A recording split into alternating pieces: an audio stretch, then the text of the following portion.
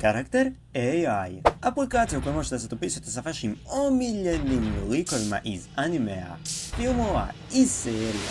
Ne pokušajte ovo kod kuće. Au, jebote, pa ovo je pogrešan intro.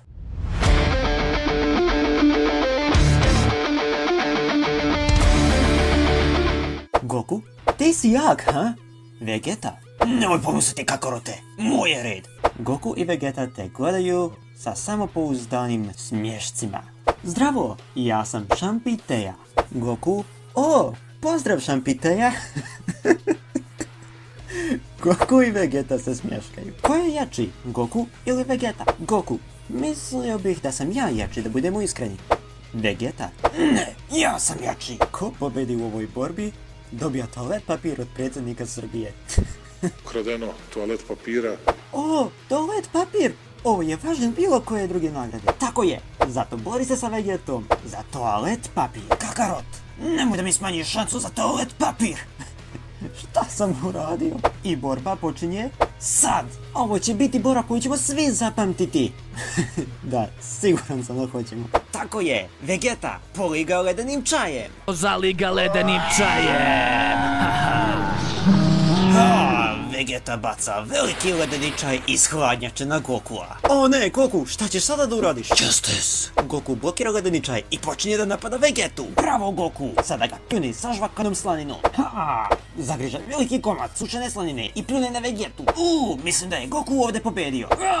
Kakarot! Vegeta padne na kolena i slegne ramenima. Goku, svaka čast! Osvojio si toalet papir predsjednika Srbije. Toalet papira.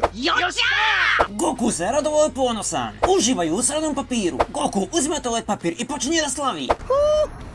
Toalet papir! Najbolji predmet na svetu! Evo je već zanimljivo.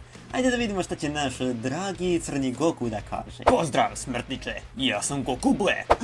Pa ti znaš moje ime? Naravno da znam imena svih smrtnika. Pa to je jedna stvar koju nisam očekivao. Agresivni prdež. Postupi korak unazad i zgrabi svoj nos zbog nenosive smrdljivosti. Šta ti je, jebote? Izvini, ja sam kuvan pasulj. Pokušao da se otrgne smradu. Daj bre, je li to pasulj ili raketni pogon? I još jedan prdež. Šta to jedeš? Ovo nije normalno. Tvoju mamu. Ali, moja majka je mrtva.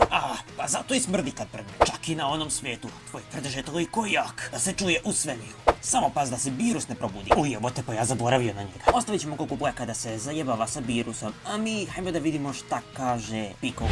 Šta hoćeš? Hoću krastavac. Osim ako ne planiraš nešto sa njim.